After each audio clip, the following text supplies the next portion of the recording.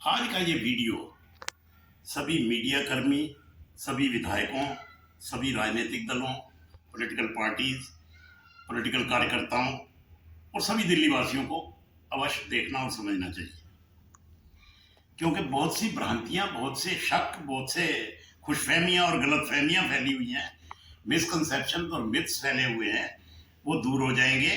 क्योंकि ये वीडियो बहुत ही टेक्निकल विषय पर है और विषय है उसका, उसे कहते हैं विशेषाधिकार हनन, ब्रीच ऑफ प्रिविलेज। अमूमन विधानसभाओं में और लोकसभा में ब्रीच ऑफ प्रिविलेज की बात होती रहती है, क्योंकि मामला टेक्निकल है, आम आदमी, आम नागरिक की समझ से थोड़ा सा बाहर हो जाता है।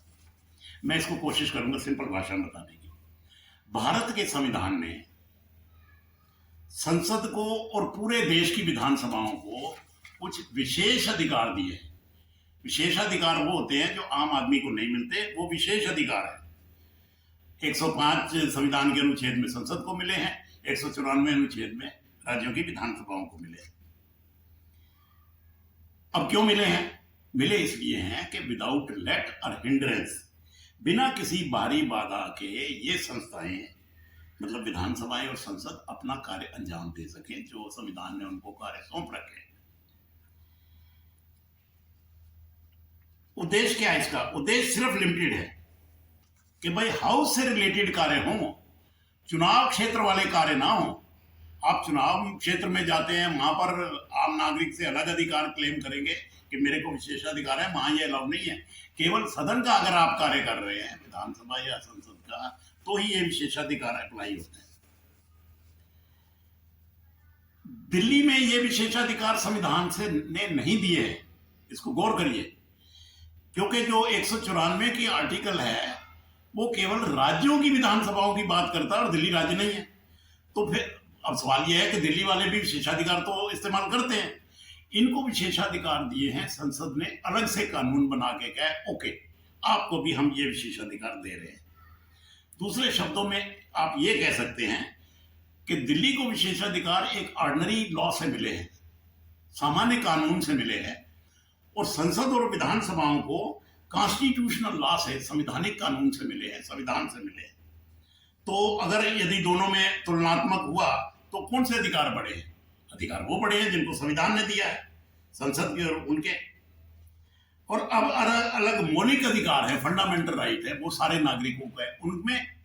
और जो विशेषाधिकार है जो दिल्ली को, मान लिया विधानसभा को जो मिले, अगर उनको टकराव हो जाए तो कौन बड़ा होगा? फंडामेंटल राइट्स, मौलिक अधिकार नागरिक के, वो ज्यादा ऊपर रहेंगे, वो अव्वल दर्जे पे रहेंगे, क्योंकि वो संविधान द्वारा दिए गए हैं, उन्हें कोई छीन नहीं सकता।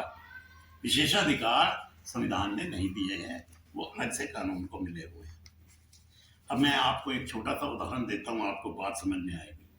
मान लो दिल्ली के एक नागरिक को विधानसभा ने जेल की सजा दे दी, और विधानसभा को अधिकार किससे मिला हुआ है? ऑर्डिनरी कानून से। जिस आदमी को जेल हुई वो क्या कहेगा कचहरी में जाके? उसके परिजन क्या कहेंगे कि साहब हमारे आदमी का राइट टू लाइफ, संवैधानिक अधिकार का हनन हो गया है, राइट टू लिबर्टी, स्वतंत्रता का, आजादी के अधिकार का हनन हो गया है, फंडामेंटल राइट का हनन हो गया है, और हमारे अधिकार, हमारे आदमी के अधिकार बहाल किए जाए। तो चाबुक किस पर चलेगा? उस नागरिक पर नहीं चलेगा जिसके संवैधानिक अधिकार में, चाबुक उस पर चलेगा जिसने अधिकार छीने हैं, यानी विधायिका पर, जिसने सजा दे दी है। एक और मैं उदाहरण देता हूं। मान लो कोई मीडिया कर्मी है जो विधानसभा की कार्रवाई रिपोर्टिंग कर रहा है, उसने अपनी मीडिया रिपोर्ट में कोई नेगेटिव रिपोर्ट लिख दी, कोई आलोचना कर दी, कोई एडवर्स कमेंट, टिप्पणी कर दी, और विधानसभा को अच्छी नहीं लगी, तो विधानसभा क्या कहेगी? वो कहेगी इन दोनों आदमियों को पकड़ के लाओ। किसको? कि एक तो ये रिपोर्टर को जिसने ये लिखा है, और एक उसके मालिक को, अखबार वाले को जिसने ये छापा है, इन दोनों को हमारे सामने पेश करो और हम इनको जेल भेजते। तो मान लो जेल भेज भी दिया, तो वो आदमी, उसकी तरफ से कोर्ट में क्या टिप्पणी, क्या ग्राउंड लिया जाएगा? उसकी तरफ से कोर्ट में कहा जाएगा कि अखबार वाले को और रिपोर्टर को, इनको विशेषाधिकार है भारत के संविधान ने दिया हुआ freedom of speech and expression, जिसको हिंदी में आप कहते हैं अभिव्यक्ति की स्वतंत्रता, कि वो चाहे वो बोल के करे या लिख के करे। तो अभिव्यक्ति की स्वतंत्रता को कोई छीन नहीं सकता। आजकल तो इसकी बहुत बात होती है अखबारों में। तो इसका मतलब ये है कि उस रिपोर्टर का और उस अखबार नवीस का, अखबार के मालिक का अधिकार बढ़ जाएगा, क्योंकि संसद द्वारा दिया गया फंडामेंटल राइट है उसका। कोर्ट में उसका पलड़ा ज्यादा भारी होगा।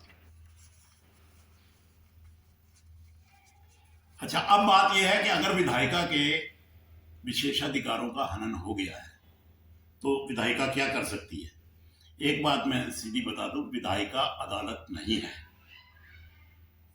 सजाएं देने का काम भारत के संविधान ने न्यायपालिका को दिया है, विधायिका को नहीं दिया। लेकिन एक पर्टिकुलर केस में विशेषाधिकार के संबंध में ये अधिकार विधायिका को ही दिया है। ठीक है भाई, आप जो उचित समझे सजा दे दिया करो, नियम बना लो भाई कितनी कितनी सजा देनी है।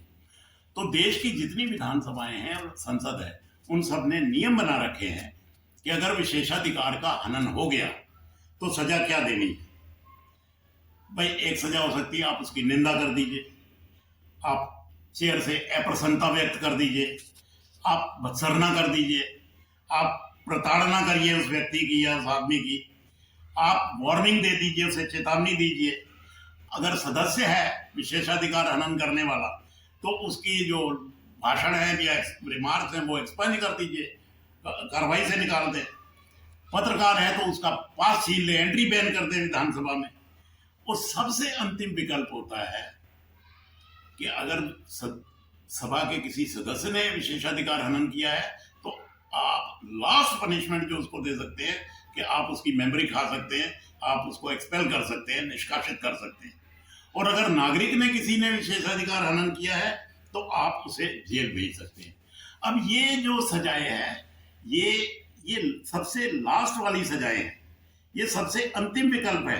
इसको फर्स्ट विकल्प नहीं समझना चाहिए, ये मैं कहना चाहता हूं। अब भारत की राजधानी में देखिए, आप जानते हैं भारत की राजधानी में 2 विधानमंडल है। एक दिल्ली विधानसभा है और उससे 15-20 किलोमीटर दूर संसद है। लेकिन दोनों मापदंड अलग अलग अपना रही है। अपेक्षा ये की जाती है कि जो एक विधायिका कर रही है, बड़ी वाली विधायिका जो मापदंड कर रही है, वो दिल्ली वाली भी अप्लाई करे। दिल्ली में कोई नारा लगाने से या सदन की कार्रवाई पर्चा फेंक कर डिस्टर्ब करने से पिछले 75 सालों में, और मैं रिकॉर्ड पर कह रहा हूं ये बात, संसद ने किसी को जेल नहीं भेजा है। क्या करते हैं सुरक्षाकर्मी, उस आदमी को पकड़ के बिठा लेते हैं, जब तक सदन की कार्रवाई चल रही है 6 बजे 7 बजे 8 बजे तक उसको बिठाए रखते हैं। सदन एडजॉर्न हो जाता है, उस आदमी को बुला के वार्निंग देते हैं, चेतावनी देते हैं आगे से मत करना, और उसको छोड़ देते हैं। उसको जेलों में बंद नहीं करते 15 दिन 20 दिन के लिए, जैसे अन्य विधानमंडल करते हैं, पर्टिकुलरली जैसे दिल्ली करती है। क्योंकि ये सजा ये अपराध इतना गंभीर नहीं है, और अपराध की गंभीरता के हिसाब से ही सजा देनी चाहिए। अंतिम विकल्प को प्रथम विकल्प नहीं बनाना चाहिए। अंतिम विकल्प क्या है? जेल भेजो। आप प्रथम विकल्प में ही कही जा रहे हैं इसको, आदमी को जेल भेजो। और दिल्ली का तो रिकॉर्ड ही बड़ा खराब है। रूटीन मामलों में भी आप 10 दिन 15 दिन 20 दिन आप उसको सजा दे देते हैं। जब नियम बने हुए हैं, उसमें ऑर्डर बना हुआ है कि ये सजाएं दीजिए, तो उसमें अंतिम विकल्प का इस्तेमाल नहीं करना चाहिए। अंतिम विकल्प को पहला विकल्प नहीं बनाना चाहिए। ये जो सजा देने का काम है, अंतिम विकल्प वाला काम है, इसको अंग्रेजी में कहते हैं it is a weapon of last resort in the armoury of the legislature. विधायिका की तर्कश का ये अंतिम बाण है जिसको फायर करना चाहिए उस मौके पर जब अंतिम सजा देनी हो। मतलब एक किस्म से ये ब्रह्मास्त्र है, तो इसको उसी रूप में इस्तेमाल किया जाना चाहिए। मैं एक यूपी का केस आपको बताता हूँ। यूपी में एक आदमी थे केशव सिंह, उन्होंने कोई पर्चे वर्चे फेंके, सदन की अवमानना कर दी, विधानसभा ने रेजोल्यूशन पास करके उस आदमी को अवमानना के केस में जेल भेज दिया। उसके परिजन अदालत में गए और अदालत ने कहा नहीं ये कोई विशेषाधिकार नहीं बनता। अदालत ने कहा इस आदमी को छोड़ दो, आदेश दिया विधानसभा को।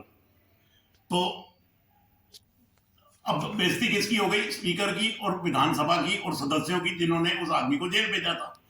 अब वो तिलमिलाई हुई विधानसभा ने दोबारा से रेजोल्यूशन पास किया कि जिन 2 जजों ने डबल बेंच में केस किया था, इसको छोड़ने का आदेश दिया, इनको पकड़ के लाओ, इन्होंने अवमानना की है सदन की। अब देखिए टकराव हो गया सीधा सीधा। उत्तर प्रदेश की विधानसभा एक तरफ है, इलाहाबाद हाईकोर्ट का डबल बेंच एक तरफ है। एक कह रहा है इसे पकड़ के लाओ, दूसरा कह रहा नहीं इसे पकड़ के लाओ। फंस गई बीच में पुलिस या कार्यपालिका, भाई किसको पकड़े किसको ना करे। मामला बहुत बढ़ गया, सीरियस हो गया। तो आखिर में भारत के राष्ट्रपति को यह अधिकार है कि कोई संवैधानिक संकट खड़ा हो जाए तो अनुच्छेद 143 में वो सुप्रीम कोर्ट से राय मांग सकते हैं। तो भारत के राष्ट्रपति ने पूरा मामला बना के सुप्रीम कोर्ट को भेजा कि आप रास्ता बताइए इसको कैसे हल करें। तो सुप्रीम कोर्ट ने फिर रास्ता बताया कि कौन सा अधिकार इनका है, कौन सा अधिकार। मैं कुल मिला के कहना ये चाह रहा था कि इन 2 मामलों में स्थिति बड़ी स्पष्ट होनी चाहिए विधानसभाओं के पास कि एक तो अंतिम विकल्प चुना जाना चाहिए, और दूसरी बात है कि जो दिल्ली की विधानसभा है उसके विशेषाधिकार वो नहीं है, उस लेवल के नहीं है, सेकेंडरी लेवल के हैं, ये ध्यान रखना चाहिए। अब मैं आपको 2 केस वो बताता हूं जो विधानसभा के प्रथम सत्र में ही हो गए थे, पहली विधानसभा के दौरान हुए थे, लेकिन वो लंबा हो जाएगा, इसलिए मैं वो बात आपको अगले वीडियो में बताऊंगा कि पहले 2 बड़े केस हमने कैसे डील किए विशेषाधिकार हनन के दिल्ली विधानसभा के। Thank you very much. ये है कॉन्स्टिट्यूशन ऑफ इंडिया, भारत का संविधान। इसके अनुच्छेद 105 में विशेषाधिकार दिए हैं संसद को, और 194 अनुच्छेद में विशेषाधिकार दिए हैं पूरे देश की विधानसभाओं को, राज्य की विधानसभाओं से। अब राज्यों में दिल्ली नहीं आता, इसलिए दिल्ली के लिए अलग से कानून बनाया गया और विशेषाधिकार देने के लिए दे तो दिए, पर उस स्तर के विशेषाधिकार नहीं दिए गए। दिल्ली को विशेषाधिकार मिले हैं इस कानून से, ये राष्ट्रीय राजधानी क्षेत्र अधिनियम। इसके सेक्शन में 18 में लिखा हुआ है कि ये अधिकार, बोलने का अधिकार, वोट देने का अधिकार, ये विधानसभा का भी होगा, और बाकी इसके सारे अधिकार वही होंगे जो लोकसभा के हैं। लेकिन इसका लेवल तो छोटा है ना, क्योंकि ये ऑर्डिनरी कानून है, ये संसद का कानून, संविधान तो नहीं है। ये दोनों कानूनों में फर्क है, और ये मीडिया कर्मियों को और विधायकों को और पॉलिटिकल पार्टीज को समझना चाहिए। Thank you.